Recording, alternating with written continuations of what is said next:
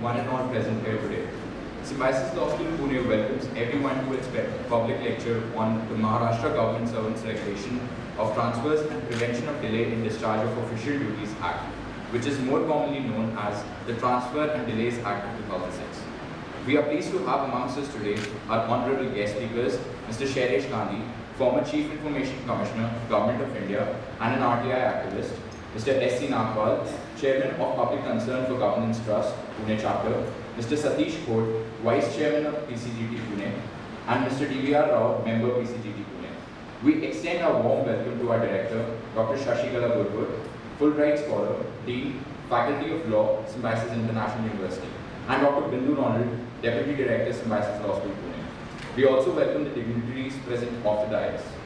Through this workshop, we aim at throwing light on the Act 21 of 2006 and its positive changes in getting us a better bureaucracy and administrative system. We hope that this workshop would bring an enriching experience full of valuable knowledge for everyone present here today. I would now like to request our Director, Dr. Shashikala Gurgur, to deliver the welcome address. Thank you.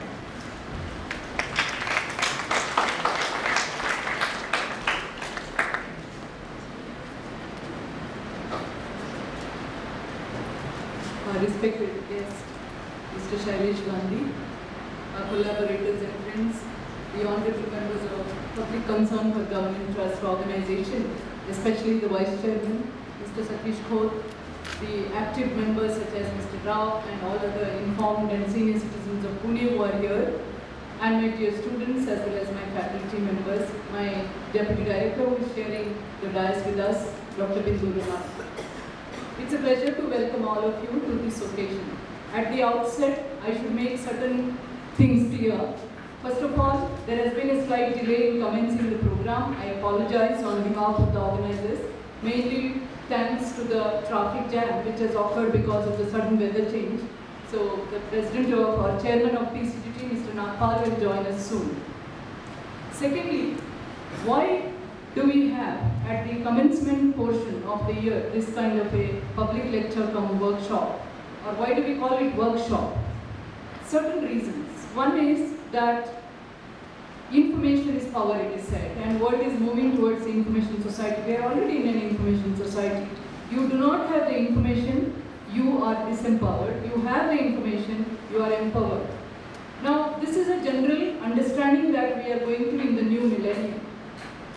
But right to information, using this power, has changed lives, especially in democratic governance.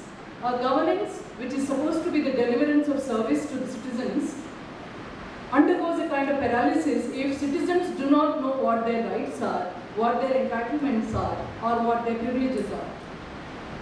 Now, we have come out of the colonial hold, but in many ways our minds are not very much decolonized, nor our systems. So it is the right to information movement, RTI movement, which changed the face of our country, especially the country which was getting into a large young demography. Now, in preparation for a better India, for our youth, RTI movement led India from being a passive society to a very active society. We were a very active society during independence movement.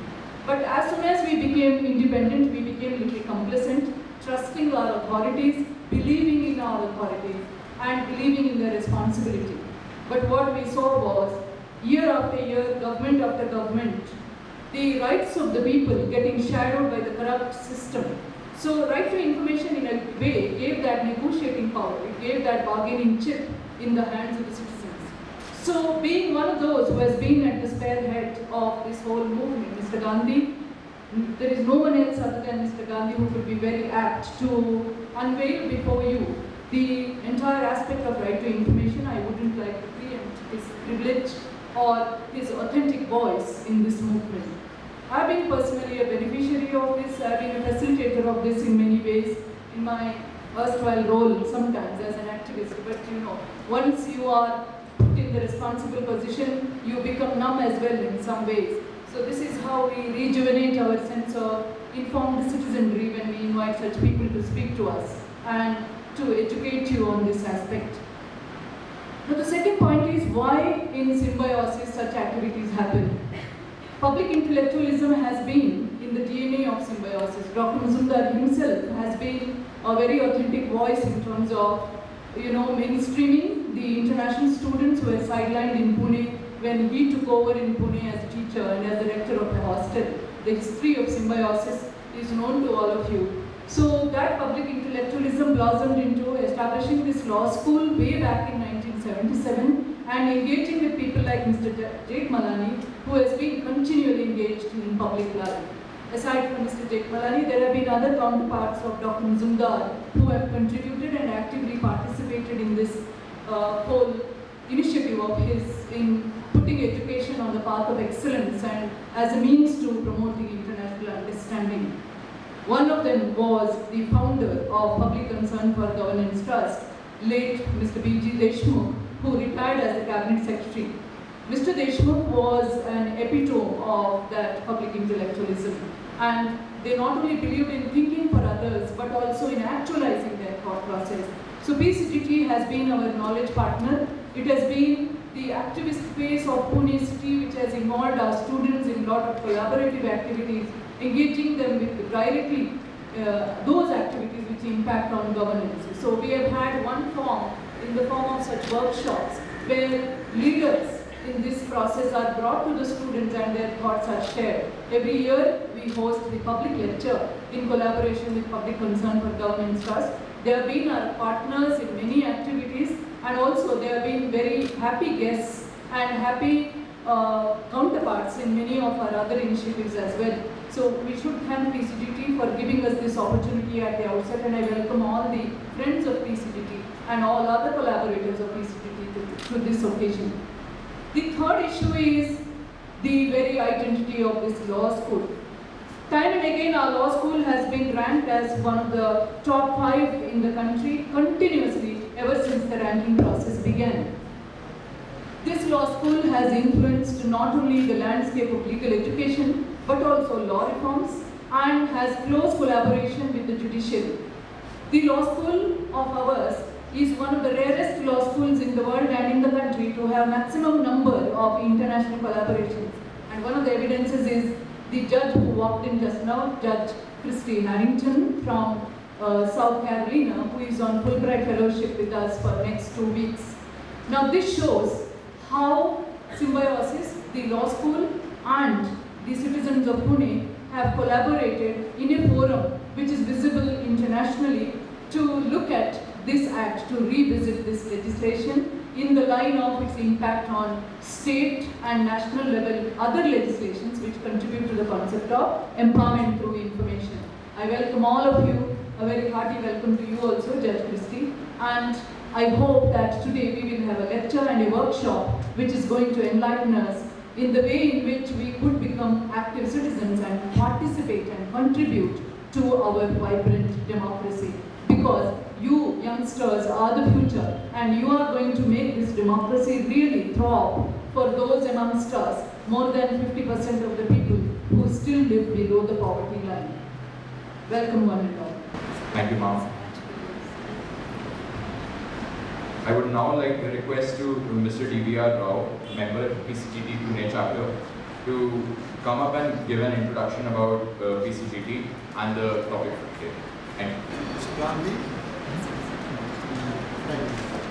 very good morning to you. We've been hearing of it from our respected and very sincere Prime Minister that what we need is less government and more governance.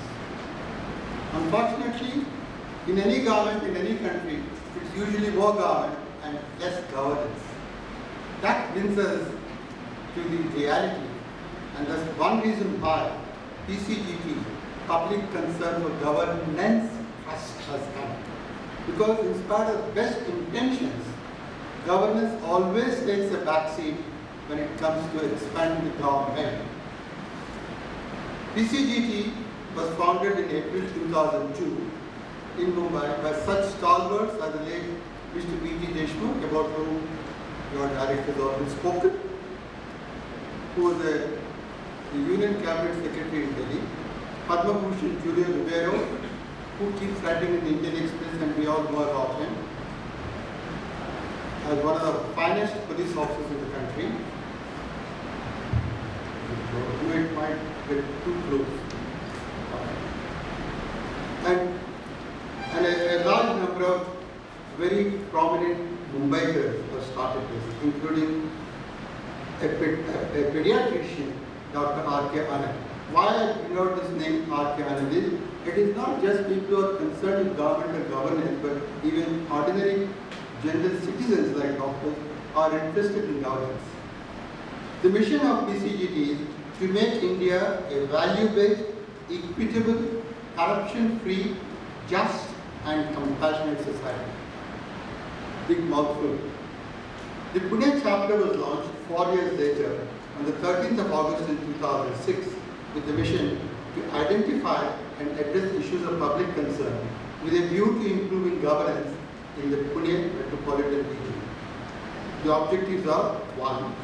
Creating awareness of rights and duties of citizens. Generally, misgovernance or lack of governance occurs because people do not know their rights and they do not protest and they do not demand their rights.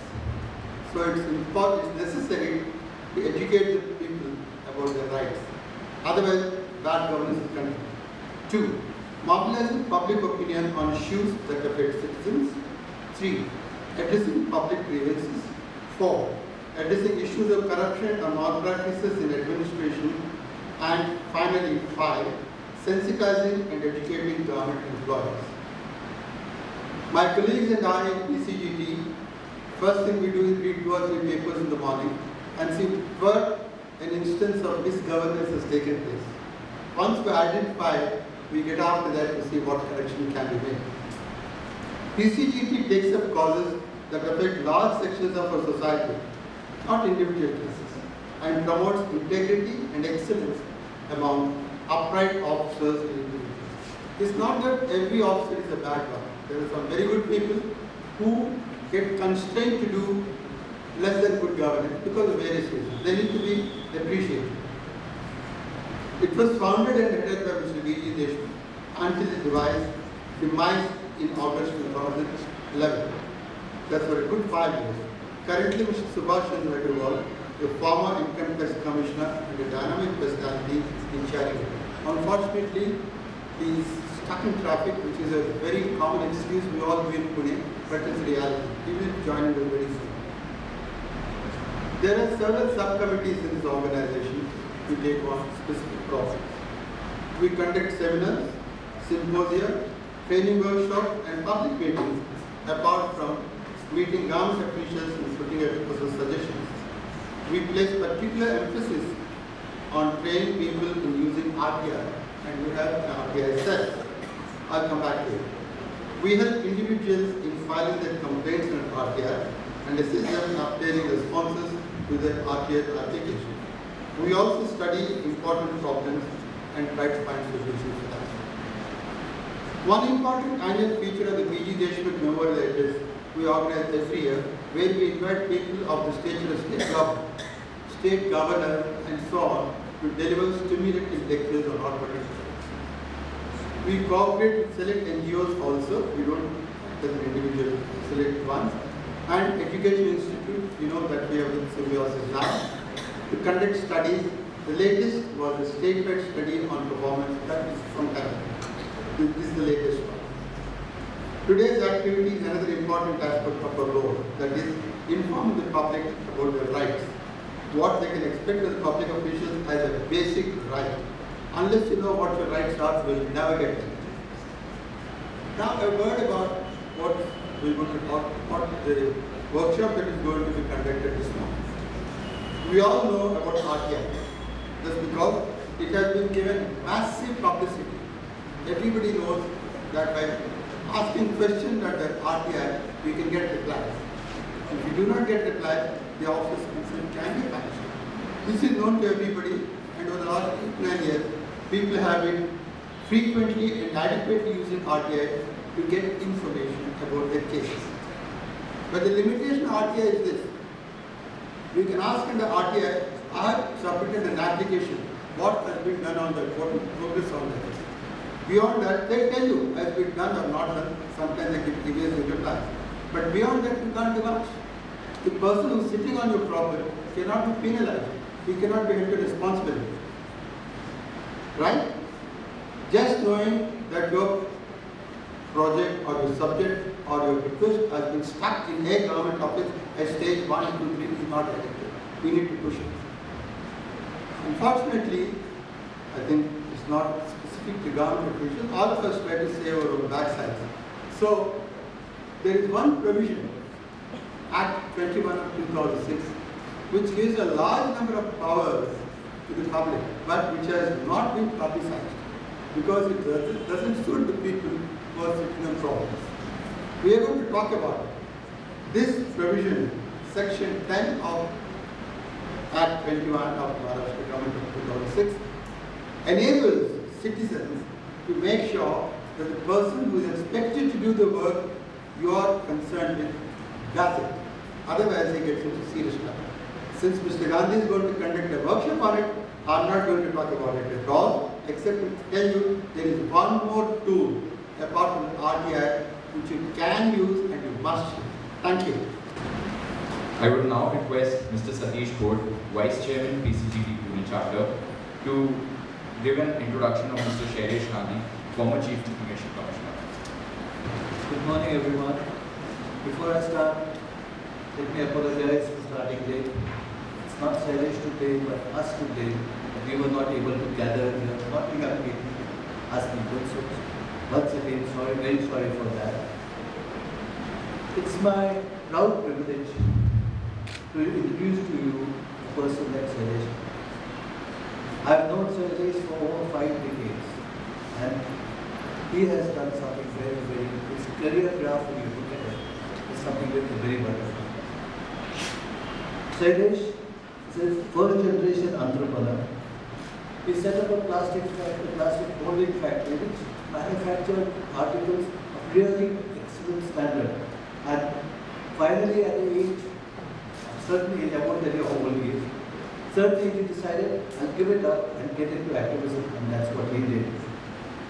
Of course, he's a distinguished alumnus from IIT Bombay. He was part of the national RTI movement, which involved the drafting of the RTI Act. So, when you say RTI, you know one of the fathers is the person who set the beginning, the person who has really opened the world for you, which is under fire holding by people, which you thought that you have information and now you get the information there. You won't believe it, number of active. He's been an evangelist in RTI. The number of workshops that he has taken, maybe thousands, I wouldn't even know how to call it.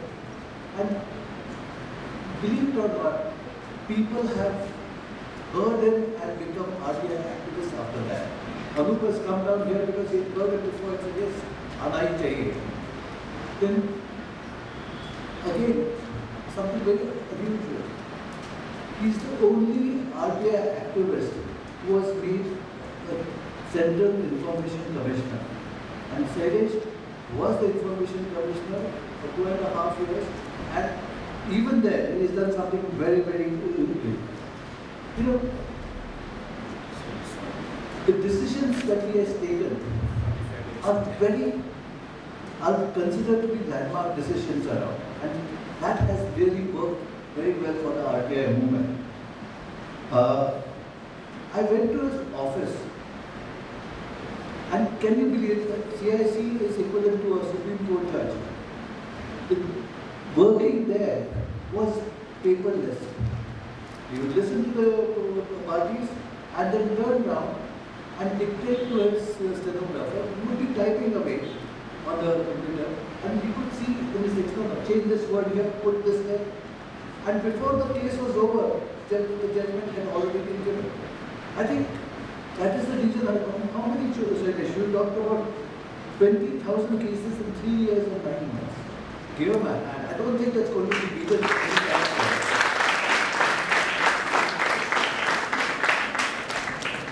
Now he's retired. He should be at his home, taking his grandchildren. No way.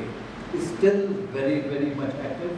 And he's trying to get you all involved more into something new. Mr. Rao has already explained that we are going to do something. This is a step forward, and that's what he's going to get you involved.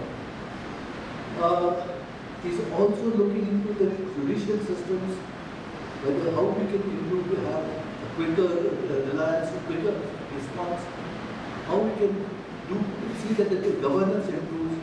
These are areas which are close to all of our. Shailesh has been given the Nani Bhankewala Civil Liberties Award as well as the MR Pai Award. A little bit of our early get to knowledge of each other way back, 5 decades back. And you had a freshers debate. The freshman debate was very well called. Now the hall was much bigger than this. And you guys are excellent students. There you would, as soon as a freshman came and called up to the mic, used to be booing and yelling and arrows thrown at him. Aeronautical engineering started because the quality of the arrows was so very good that it came and hit you directly. I thought I was a good debater, but I couldn't take it. My speech went there and there. But Shailesh was the only person who was able to stand up and talk clearly, and that really